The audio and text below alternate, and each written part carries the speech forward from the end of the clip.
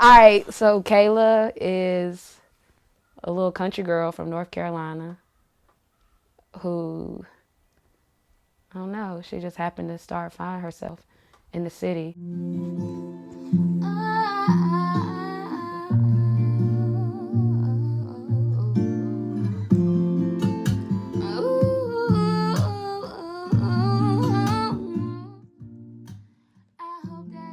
I'm a creative, I'm a storyteller. I think if anything, I'm a storyteller. I love telling stories. I make clothes, and they're more than just like clothes to me. These quotes are how I hold myself accountable. They're how I organize information. Like my creativity in telling these stories is how I process information and figure out how I feel about something. I am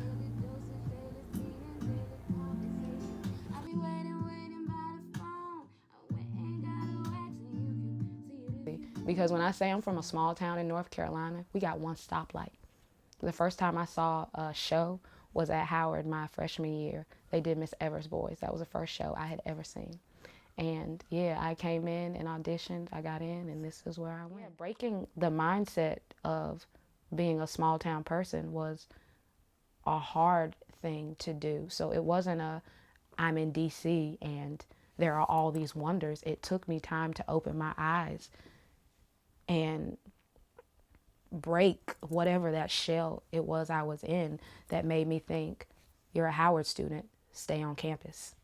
It never crossed my mind to walk to the White House.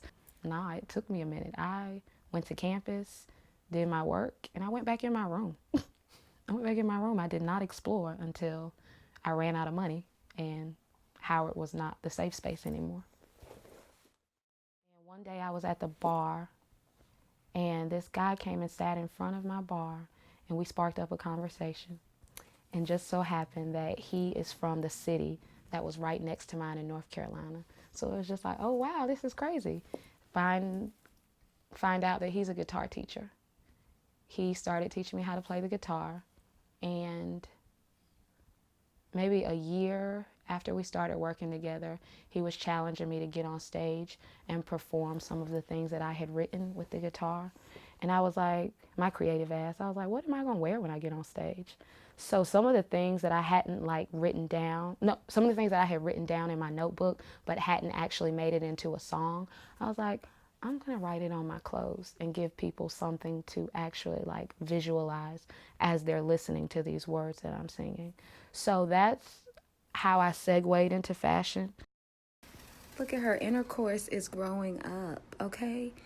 She's getting her little intermediate pull-ups on, okay? The name of the clothing line is called the Intercourse Collection.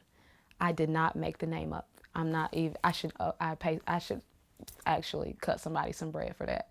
Like, I was having the hardest time figuring out what the name was going to be because I wanted it to be something sexy and catchy, but simple, but also something that might make you laugh because that's how I function.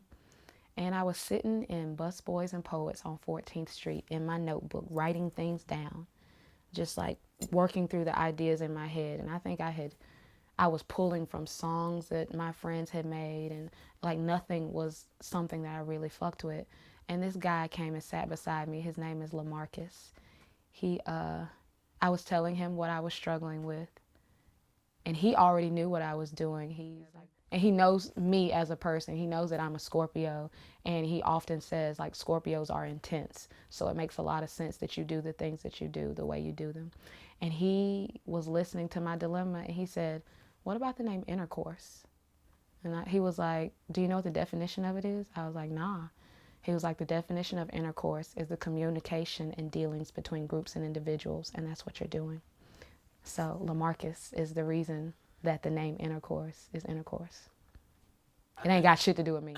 When I talk to people, and when I say the name of name of the company and they say intercourse, I go ahead and like I try to immediately say the definition of intercourse is the communication between groups and individuals. It ain't about sex at all.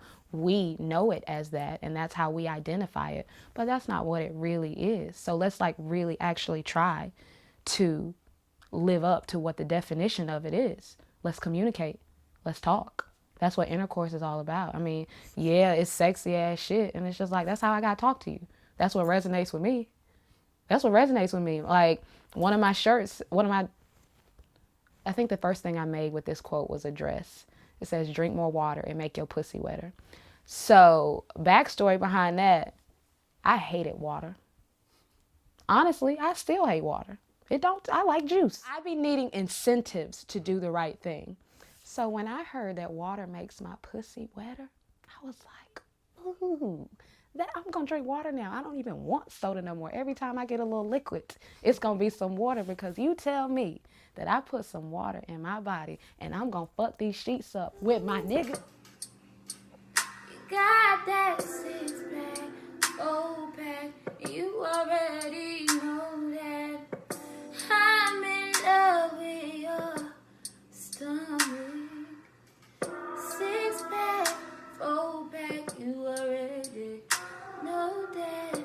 I'm in love with your stomach. But music and these dresses go hand in hand. A lot of these quotes come from like me writing music. They really come from me writing music, or just conversations that I've had with people. And it's just like a conversation that I've had with somebody might trigger me to write a song. Some line in that song turns into a quote on one of these dresses or one of these sweatshirts. I was in church and the pastor was telling this story. He said, there was a son coming of age and leaving his dad's nest. And the dad gifted him a Bible. He says, son, any and everything that you will ever need is in this book. Just look in the book. Son didn't listen. So years go past and he's having financial issues. He's having issues with his girl, this, that, and the third. So at the end of the story, the son goes and finally looks in the Bible. But this is years later. And he finds that his dad had lined every page of the Bible with money. And the moral of the story was, if you ever want a nigga not to find something, put it in a book. And I just started thinking, like, what if those messages that be in church could be formatted or just put in a different language, that you're saying the same thing, but it relates to a different audience that isn't being reached. So I just explained it to my mom that I'm not preaching to the choir. I'm talking to the niggas that don't be thinking about going to church.